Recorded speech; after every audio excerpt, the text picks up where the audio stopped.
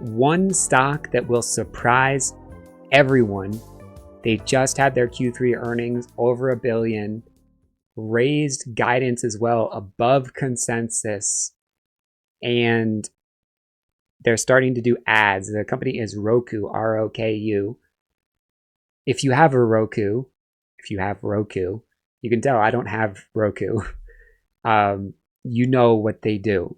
But if you're like me and you don't have them, they're basically like Peacock. Like, you can get Hulu and Netflix on, but it's a little box like an Apple TV. I don't have Roku. I've seen it. I've used it. It allows you to watch a bunch of different shows. I think you can watch Netflix on your Roku. Revenue's up. They are expanding out from just platform sales to ads as well, showing ads. You know, I assume when you scroll through and pick what show you're going to pick. I don't know if they can show ads within the shows, or if that's then suddenly you're you're paying for Netflix. So if you're on that Netflix plan where you see ads, then you see the Netflix ads. But the point is, the ad sales are up.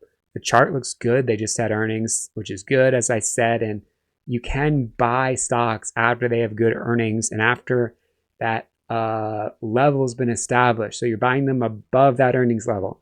Let's jump into the chart. Talk about some other earnings in Q3 and why this one is different and worth investing in. This isn't financial advice, but here we go. This is Sam Putnam. This is Sam Putnam. This is Sam Putnam. This is Sam Putnam. This is Sam Putnam. This is Sam Putnam. This is Sam Putnam. This is Sam Putnam. Okay, so as far as tickers that had earnings, well, I mean, the main ones are the Mag 7 this week. And you can see why buying before earnings, I know this is very basic to a lot of people. Like, why would you buy before earnings? You don't have the information, right? That's true. Microsoft went down. Meta went down. Maybe if you were really paying attention, you would have, made sort of the underdog bet on Amazon, because people were talking about them cutting 30,000 jobs. And then they had that AWS outage last week. So there was this sort of bad sentiment around Amazon that has nothing to do with their actual earnings, right? So, if you're super advanced, then you don't need me to tell you not to buy before earnings. I think the super basic way to go about it is just don't buy before earnings. It's hard to predict Google's going to go up like that. And it's hard to predict. I mean, some of these reactions are confusing too. Like this Apple reaction, is that worth buying? No, it's at the same level as it was before earnings. So what you can do is on Roku, looking at this chart, we can see that it took a second, but now there's a level at around $105 where you can buy above that level. So right about here, as this chart loads, it allows you to play a risk level, take a small amount of risk, and not gamble on what earnings were. And here's the level, right? About 105. This actual close is up here because it's in the after hours, but generally you just look at where everyone's trading it, right? I do have the after hours because I like to see, if a stock is zooming all around. And if we look at LRN, like that's why I like to see after hours, because there are some stocks that had earnings where, not good at all. And just because, your chart doesn't show after hours doesn't mean that you aren't losing money. So there's the gap down if you just look at the daily chart.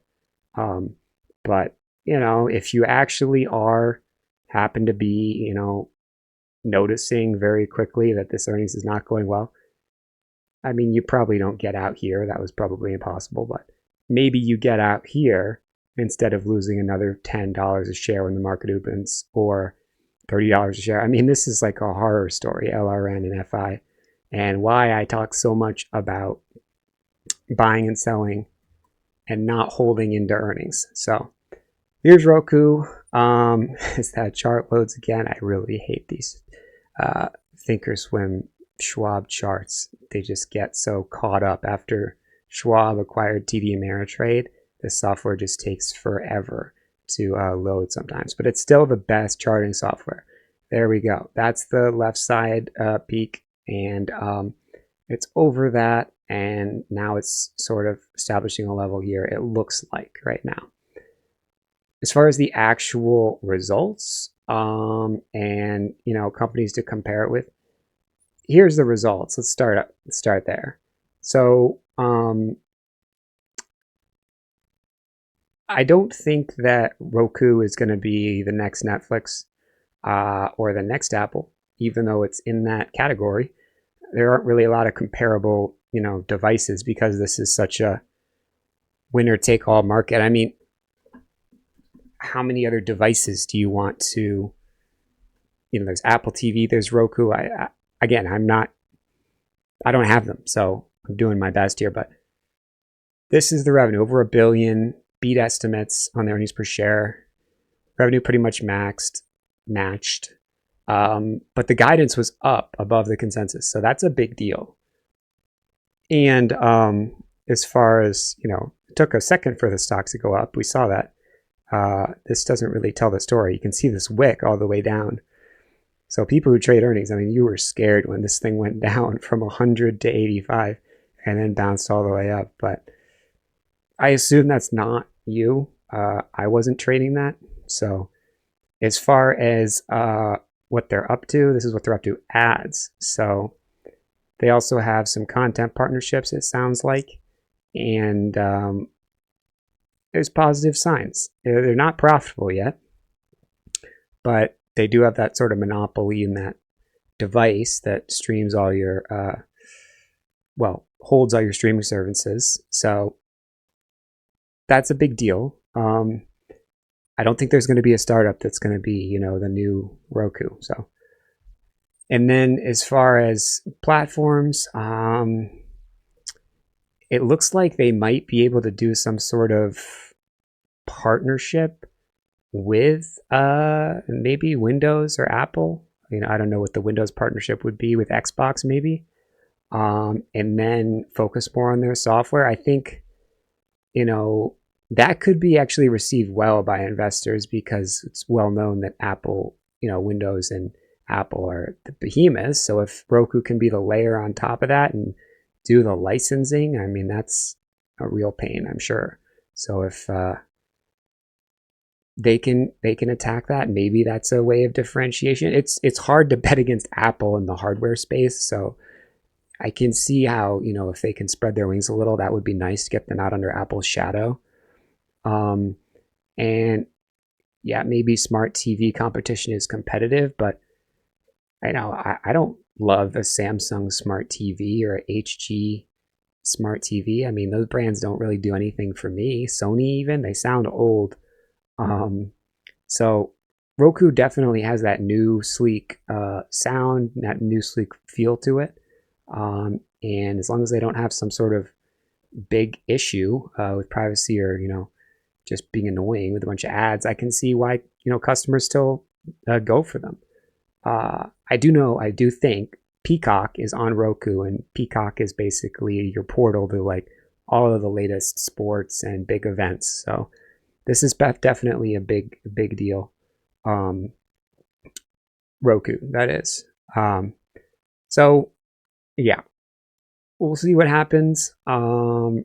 I don't know what regulation would be on Roku, but I suppose it's possible they become too powerful. I mean, iRobot, I don't know if you guys saw that. This is pretty gnarly. iRobot selling off here in just a few days. So this doesn't look like a big deal, but it's pretty much, 60% down from 5 to 3.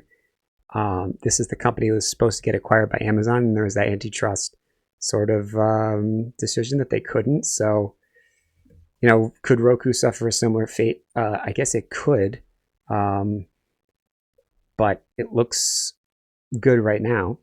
They do have connections to these big companies. Maybe there could be an acquisition.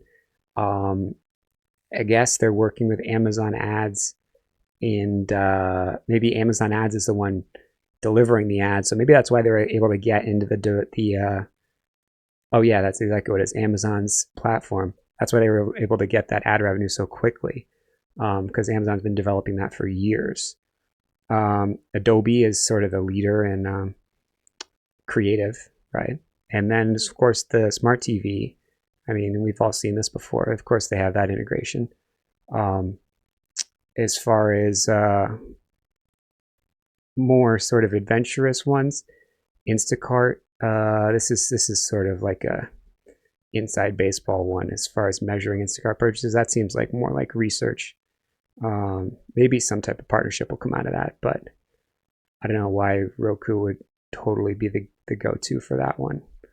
I mean, TV ads driving e-commerce purchases via Instacart. I guess if Amazon doesn't want to partner with these companies and Roku becomes the partner instead, I guess that could be a reason that they have a competitive advantage. I don't get why. I guess you need this this physical box. So their box is everywhere, and Amazon didn't get there first. They were too busy. So should probably just accept that Roku succeeded. So you don't have to bet if they're going to succeed in the long run, though. That is the level, 105, and could they run to 120? Totally. I mean, of course, they did it in 2021, like all the other crazy tech companies. So they're over this peak here. This is an important level that they're pressing. Risk a couple bucks, make 10, 15. That's the name of the game. You don't have to be wedded to these companies. You just have to play the momentum and very high liquidity. So big opportunity. I think it's a good idea. If you like these ideas, hit that like button. If you want to see more, hit that subscribe. If you want to work with me, head over to stockscommunity.com. You can talk about your portfolio. You can basically see the best idea on a given day rather than just seeing a random video fly by your YouTube. So if that sounds like it's good for you, if you're a busy person and you like the sound of that, try it out. See you in the next one. This is Sam Putnam. This is Sam Putnam. This is Sam Putnam. This is Sam Putnam. This is Sam Putnam. This is Sam Putnam. This is Sam Putnam. This is Sam Putnam.